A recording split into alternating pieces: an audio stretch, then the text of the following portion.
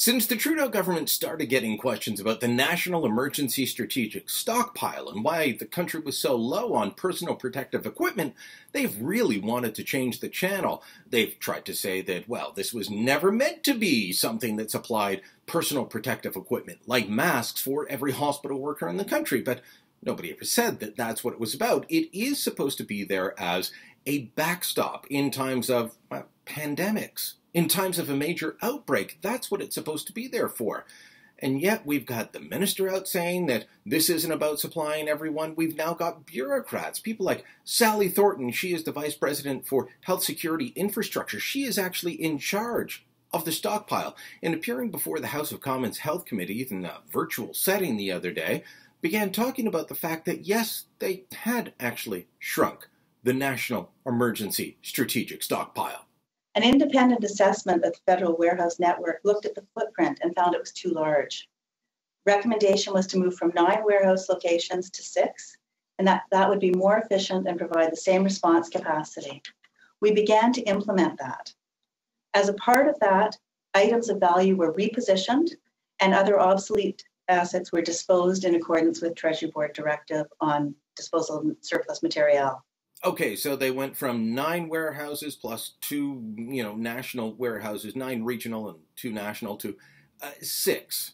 Okay, so if they had just gone to a lower number of warehouses but hadn't reduced the size of the National Emergency Strategic Stockpile, we would have been able to get through this faster, easier than we have been. Instead, we know from this email, this document from February 10th that I've shown you before, that even at that point, they were talking about the fact that they were low on supplies. Let me quote, "Attempts to secure high-demand assets such as N95 and surgical masks by the National Emergency Strategic Stockpile are ongoing.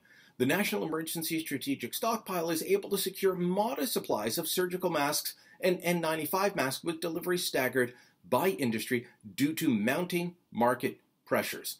That tells you that as part of that review they did that said your footprint's too big. This is the one that I told you about a few weeks ago. Johns Hopkins University going in and telling them, you don't need all that stuff.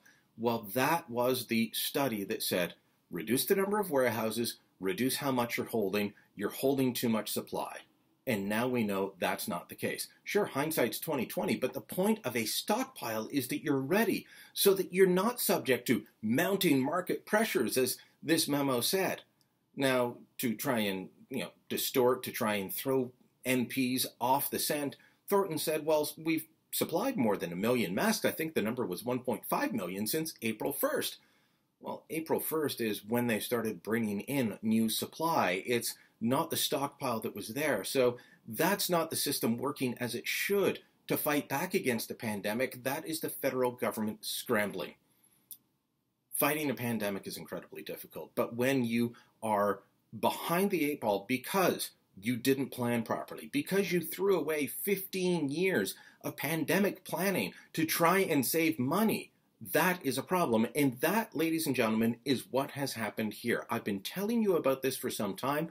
I've been showing you the documents, and each and every time, just a little while later, the feds come out and prove that what I had told you previously was true.